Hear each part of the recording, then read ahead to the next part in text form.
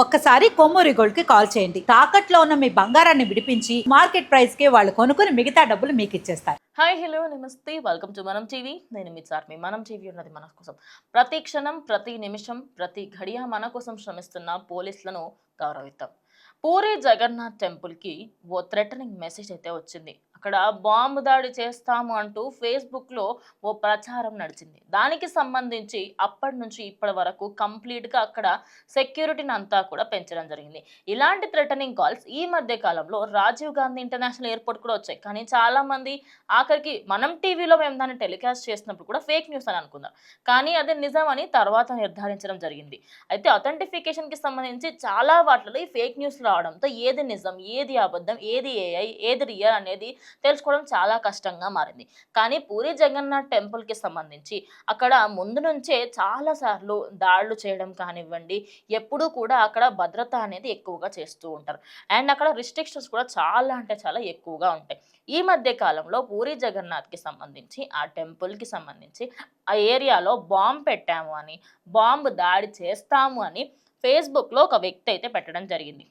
అయితే ఆ పోస్ట్కి సంబంధించి అక్కడ ఒక వ్యక్తి ఎవరైతే రాజ్యసభ అని చెప్పేసి ఉన్నారో ఆయన అయితే దీనికి సంబంధించి అక్కడ సెక్యూరిటీ గార్డ్స్ అందరూ కూడా ఐడెంటిఫికేషన్ ఏదైతే మనకి ఐడెంటిఫికేషన్కి సంబంధించి మీరు హిందువా కాదా అనేది ముందు నుంచి చెక్ చేస్తూ ఉంటారు. అంతెందుకు ఇది వినడానికి మనకి సెక్యులర్గా చాలామంది ఉంటారు అండ్ వాళ్ళందరూ కొంచెం బాధ అనిపించవచ్చు. అండ్ చాలామంది ఇతర మతాల వాళ్ళకి కొంచెం అరే ఎందుకు అంతగానం ఏముంది టెంపుల్లో అని చెప్పి అనుకోవచ్చు. కానీ ఓన్లీ హిందూస్ అలౌడ్. అంతెందుకండి సోనియా గాంధీని ఎలవ్ చేయరు తెలుసా, రాహుల్ గాంధీని ఎలవ్ చేయరు, ఇందిరా గాంధీని కూడా ఎలవ్ చేయలేదు. ఎక్కువ తక్కువ మాట్లాడితే రేపటి రోజు ఇంకెవరన్నా వచ్చినా వాళ్ళని కూడా ఎలవ్ చేయరు. పూరి జగన్నాథ్ టెంపుల్లో అంత స్ట్రిక్ట్ రూల్స్ ఉంటాయి. మరి అలాంటి టెంపుల్ పైన మేము దాడి చేస్తాము అంటే అక్కడ స్ట్రిక్ట్గా ఇప్పుడు పోలీసులు ఏం చేస్తారు అంటే ముందు కంటే కూడా ఎక్కువగా భద్రత అంతా ఏర్పాటు చేయడం జరిగింది. ఇప్పుడు ఎవరైతే ఆ ఫేక్ న్యూస్ని స్ప్రెడ్ చేశారో వాళ్ళనైతే అరెస్ట్ చేశారు. ఇంకా కొంతమంది కూడా ఈ ఫేక్ న్యూస్ ఒక ఫేస్బుక్ పేజ్లో రావడం జరిగింది. ఆ ఫేస్బుక్ పేజ్ని క్యాప్చర్ చేసుకుని ఒక వ్యక్తిని కూడా అరెస్ట్ చేశారు. ఆ వ్యక్తి ప్రస్తుతం ఇంకా డీటెయిల్స్ ఇన్వెస్టిగేషన్ కొనసాగుతుంది. ఫర్దర్గా దాని డీటెయిల్స్ కూడా వచ్చే అవకాశం ఉంది.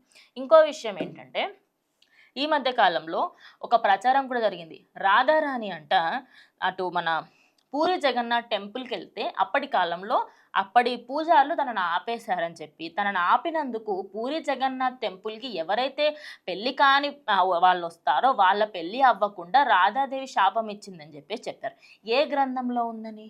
అంటే హిందువులకి సంబంధించి చాలామందికి నాలెడ్జ్ తక్కువగా ఉంటుంది కాబట్టి అందుకోసమనే ఈ మధ్య కాలంలో ఈ ఫేక్ న్యూస్ అనేది ఎక్కువగా స్ప్రెడ్ చేస్తున్నారు. రాధారాణి ఎలాంటిది ఏంటి అనేది పుస్తకాలలో చదివితే తెలుస్తుంది. కానీ ఇలాంటి కథనాలు సృష్టించి అక్కడికి వెళ్ళే భక్తులని కూడా ఆపే ప్రయత్నం చేస్తున్నారు. అండ్ చాలామంది భక్తులు శ్రీ జగన్నాథ్ టెంపుల్కి వెళ్ళి అక్కడ ఆశీస్సులు తీసుకున్న తర్వాత కూడా చాలామంది హ్యాపీగా ఉన్నారు. అండ్ జగన్నాథ్ టెంపుల్కి వెళ్ళాలని ఇప్పటికి కూడా చాలామంది కోరికగా ఉంటుంది. సో సోషల్ మీడియాలో వచ్చే ఫేక్ న్యూస్లని అస్సలు నమ్మకండి. అండ్ ఆ బాంబు దాడికి సంబంధించి ఇప్పుడు ఇంకా చాలా థ్రెటనింగ్ కాల్స్ వస్తూ ఉన్నాయి. సో ఎవరూ కూడా దాన్ని సీరియస్గా తీసుకోకుండా ఆ లైట్లే అని చెప్పి తీసుకోవడానికి లేదు. ఇదనే కాదు, రాజీవ్ గాంధీ ఇంటర్నేషనల్ ఎయిర్పోర్టే కానీ, చార్మినారే కానీ ఇలా చెప్పుకుంటూ పోతే ఇండియా వ్యాప్తంగా అప్రాక్సిమేట్లీ 15 ప్లేస్లకి బాంబు దాడులకు సంబంధించి థ్రెటనింగ్ కాల్స్ వచ్చాయంట. మరి అందులో కొన్ని బయటకు వచ్చాయి. ఇంకా దాని తర్వాత ఫర్దర్గా ఇంకొన్ని బయటకు వస్తాయి. అప్పటి వరకు బయటకు రాలేదు కదా అని చెప్పేసి దాన్ని ఫేక్ న్యూస్ అని మనం అనుకోవాలి. సో ఒడిస్సాలో అయితే ప్రజెంట్ చాలా స్ట్రిక్ట్గా అన్నీ వ్యవహరిస్తున్నారు. సో ఒడిస్సాకి వెళ్ళే వాళ్ళు అన్ని జాగ్రత్తలు పాటించి మీ ఆధార్ కార్డులు మీకు సంబంధించి ఓన్లీ ఆధార్ కార్డే కాకుండా డ్రైవింగ్ లైసెన్స్, పాన్ కార్డ్స్ కూడా తీసుకెళ్లే ప్రయత్నం చేయాలని మనం టీవీ ద్వారా నేనైతే కోరుకోవడం జరుగుతుంది. ఇది ఇవాళ వీడియో. ఇంకా వీడియోతో మళ్ళీ కలుస్తాం. అండ్ కీప్ వాచింగ్ మనం టీవీ.